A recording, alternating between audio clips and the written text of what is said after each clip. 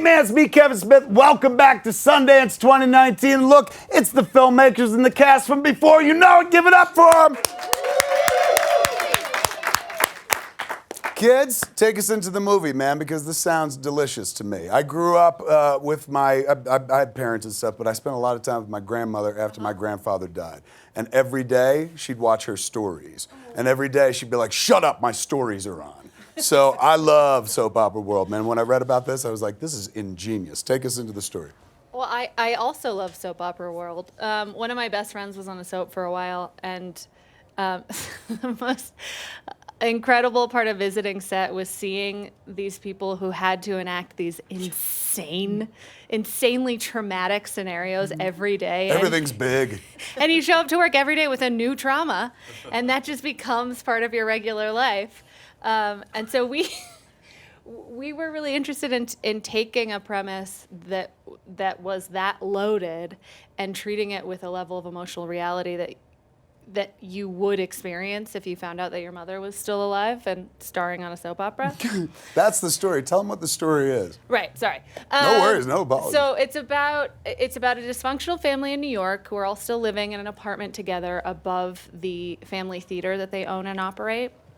And the story really focuses on the codependent relationship between the two sisters and what happens when they unearth this major long-kept family secret, which is that their mother is not dead, but in fact alive and starring on a soap opera, and how that forces them to confront their codependency and the mythology they've created around their relationship and their family. Is that right? 100%. So this was a Sundance Lab project? Is that what happened? It was, yeah. Our producer went through the creative producing labs. Okay. I did the directing lab. Jen came to act in our scenes.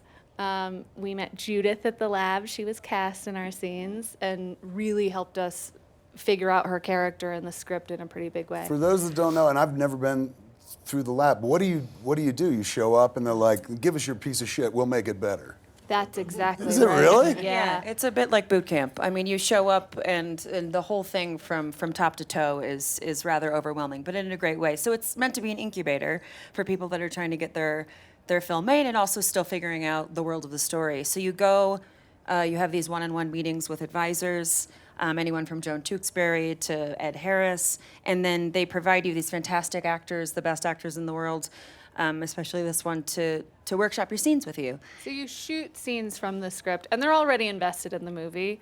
And they already think it's a great movie. Yes. Otherwise, it wouldn't have gotten into the lab. Yeah, you're a Jedi at this point because you've gotten in. Everybody's at Jedi level. Exactly. The end goal is getting your movie made the way you want to make it, owning your material, knowing what your material is.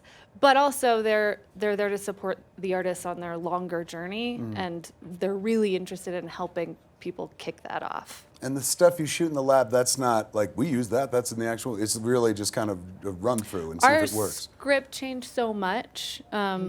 Pretty much the first day there, I realized we were going to have to do a pretty major overhaul. So the scenes we shot, none of them are really in the movie. It literally, like the dialogue is completely different and the setting is completely different, but we shot them as if they were accomplishing story beats that we knew we needed to accomplish in the finished movie, if that makes sense. Totally. And some of the things, particularly the emotional beats that we all found together when we were in the lab, what happened was those showed up in the later script. They showed up in a different way, but they were there because we knew that had to be there for the emotional bonding and the connection and the complications within each character. And that's got to be rare in your world to be that involved in the script stage and building character, like not just showing up to a set and being like, here, deal with this. Yes. You actually get to inform the process. That's exactly right. And then when you get to work with Hannah and Jen, who are completely open. And one of the things that Jen has been saying through this whole time that we've all been talking about is a culture of kindness and curiosity, which I think is so incredibly brilliant and so accurately named, that when we all started to work together, there was a context of that kind of connection. And no, it isn't usual that you get to work in that way. The lab provides that, but you're also talking about young women with great talent who are also making a space for you. So you have this infinite space from which you're working together.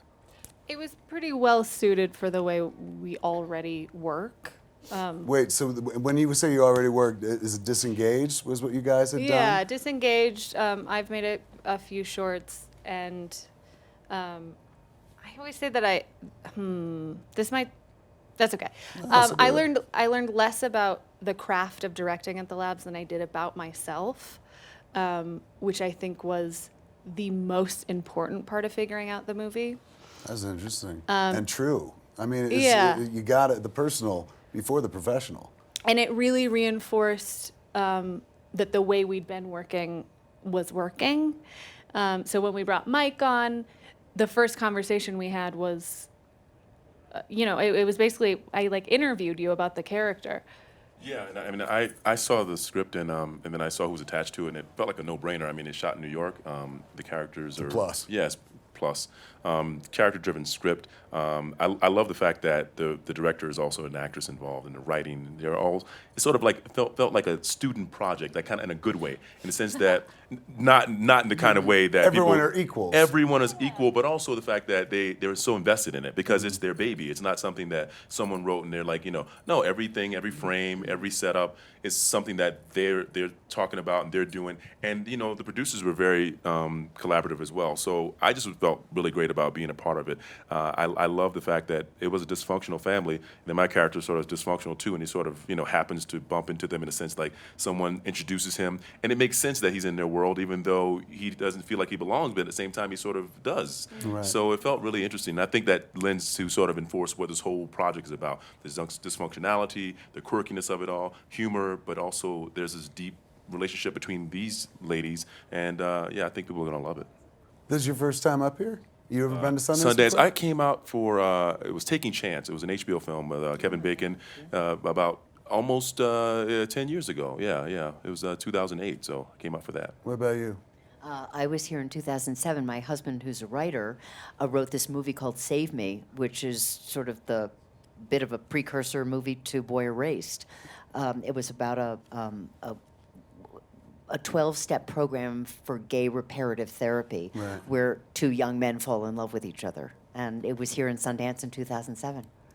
You're a Carnegie Mellon kid, right? I am a Carnegie Mellon kid. I used to date somebody who went to Carnegie Mellon, and whenever I was there, they I would love the list- used to. Do you Yes. get that? Do you understand? Yes. Yeah. One of my favorite people in the world. But back when I would go see her at Carnegie Mellon, the drama kids would all talk about this program will take you places, man, because Judith, they would always cite you Oh, up. that's so sweet. That's really sweet. You had a great year last year, right? Weren't you nominated for awards and whatnot Yes, for I- the Gianni Versace thing? Yes, I was. How was that? It was quite spectacular, I have to say. I mean, it was just a very special sort of reshaping of a whole dynamic within my career. And it's really interesting because we worked at the lab on this before I went to do that.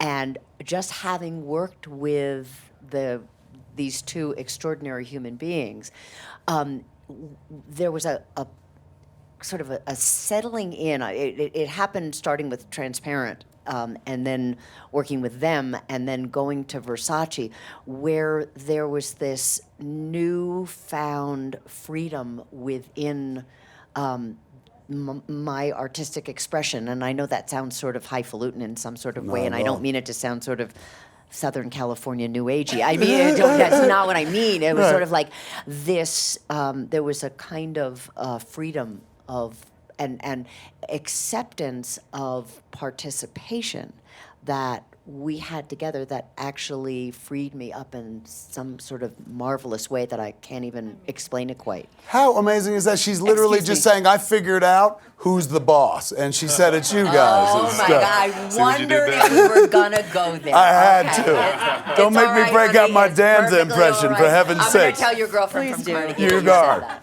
I want to ask you this, though. You're doing a soap opera movie. How do you research something like that? That must have been a real leap for you, right? Like Yeah, I did a soap for 5 years. back in the day. Back in the day before you were born, honey. That's No right. way. I was there. I was. My grandmother was watching her stories. I So told you that. sweet. Let me ask you this though. So this is a moment in your career where you've constantly worked, and you've constantly been doing stuff, but it seems like bang, bang, bang. Is that how it happens? You've had a long enough career to be like, it falls in waves like Yeah, that? they sort of figure out that you can act. Is So it's that what it okay. is? You know, it's like, no, you know what? I literally have to say to you, I do not understand it. I don't think you can understand something like that. Something else starts to happen. And I know that when I was talking to Jay Duplass, who was on Transparent with me, and he said, you should go to the Sundance Film Lab sometime. And literally a week later, our casting director, Edie Belasco, sent me their script. And when I tell you that there was a lot that was already there, you know, you said, you know, it's like it's a piece of shit and they're going to work on it there. Right. That's not what this was at all. It was ready to go. So I don't know how those things happen. I think there's something called divine choreography, and there are people you're supposed to work with and you're supposed to meet. And I also don't mean that to sound new agey in Southern California, but I mean that these things happen, and I can't explain them, and I don't know how they happen, but they do. And I am so grateful and so happy to be with them that it's just been a remarkable experience. And to be here and with you, buddy, it's pretty Oh fantastic. my God, you guys are adorable and warm. It's so We wonderful. kind of like each other. I know, Are right? we And getting- that makes great art. I we do get have a hat. prizes? You will get prizes when you leave, but this hat has in it a bunch of questions, and we ask you to pick one question out, amazing. and then everyone answer this one question. Okay. Everyone answers. Yes. If you could star in a biopic about anybody, who would it be? You know the answer to that. You No. star. Yeah, you do. I know hers. You know hers? No, I don't know what you're talking about. Go I wouldn't say ahead. Janis Joplin. That's ridiculous. Yes! Yeah, either that or Danny Kaye was a great hero of mine when I was growing up, and I grew up on his pictures. And Danny Kaye. that's what made me want to do comedy. And his wife was actually sort of an unsung hero and wrote a lot of his material. And not a lot of people knew that because she couldn't really work her way up through the studio system as he was able to. And she was really the sort of behind the scenes puppeteer of his career. And I've had a kinship for her for a long time, and I've always wanted to do a project about her. That would be a dream. Oh my God, that was great. Yeah. Somebody top that. You can't. You can't. How are you going to follow that? I'm not. Then we'll move on to Mike. How are you going to follow that? I've always had a real, desire to play Jack Johnson. He's a, first heavyweight champion, Yeah. 1910. Such a very complicated story because in Hollywood you always try to tell the best parts of people to make the audience show up. And he's such a complex character, and there's so many pieces of him that are so unpopular or so sort of hard to digest and to still root for him. But it would be awesome. But it's a very difficult thing to sort of put into the cinema. It's sort of to like make it digestible and still like the guy because he did so many things before his time. I mean, this was 50 years before Ali, and there was not another black heavyweight champion before. I think Lewis was the next one. So there was about a 50-year span between him and Lewis. So that's a big. There's a home for It's a this reason- movie, it's a and you're reason. sitting at it right Well, here. that's the reason that it hasn't been done. Trust me, you know what I mean. But it's floating around. Yeah, Do things for reasons Yeah, that yeah. you can make palatable. that's true. Because you know what. I don't what want to they're- lie so much. I don't want to tell the real story, but it's so No, hard. no, you can tell it, but you tell when people understand why somebody does what they do. Yeah. Then it's understandable. There's a real way of relating. Yeah. There's a way to get in. What about you, Bubby? Yeah. Come on, Bubby. The story of Booby. I think I'd rather just direct whatever biopic Jen wants to be in. Nice. Lovely. Such a smart answer. What's it like working as a team? You It's two? pretty great. We were best friends before we started collaborating, and I think that beyond the sort of cliche built into that has really informed the dynamic that we found. We were very young when we met, and we didn't really know how we wanted to fit into this industry. We just knew that we wanted to be here. Right. And so, we started early on, I think, on a similar plane, and we've been able to evolve together, but sort of in separate directions as far as what our focus is. I mean, she's the She's the best director I've ever worked with. And I think that people being able to discover this about her this week is a really exciting thing for me personally, and as someone who loves her as a friend. So it's incredible. I think we take good care of each other. We tell each other the truth. And I think that our particular set of skills are complementary to one another. Yeah, and we've given the relationship enough room and honesty and communication to grow, to bend and grow with, how we were changing. There was a time when we Does were that so sound broke weird? that No, well, it just makes me want one of you. Like I'm you, so I want one of you. Like in my world and stuff. It is really But nice. then you're pretty cool too, so I'm like, maybe I need two. And then I realized maybe I should just stop directing, hand it over to people that seem more qualified to do it. What were you going to say? just a silly adage. There was a time when we were so broke we were Venmoing the same $100 back and forth between one another during the process. So we've been writing this for, I want to say 36 years, a long time. But I mean, for a while it was just an excuse to hang out, and then yeah, and, like to drink the cheapest tequila we could find in bed together with one computer. Just like, what should the next line be? We're like T-Rex clawing it along. And from that great art comes, man. The movie is Before You Know It. Give it up for the kids from Before You Know It, ladies and gentlemen.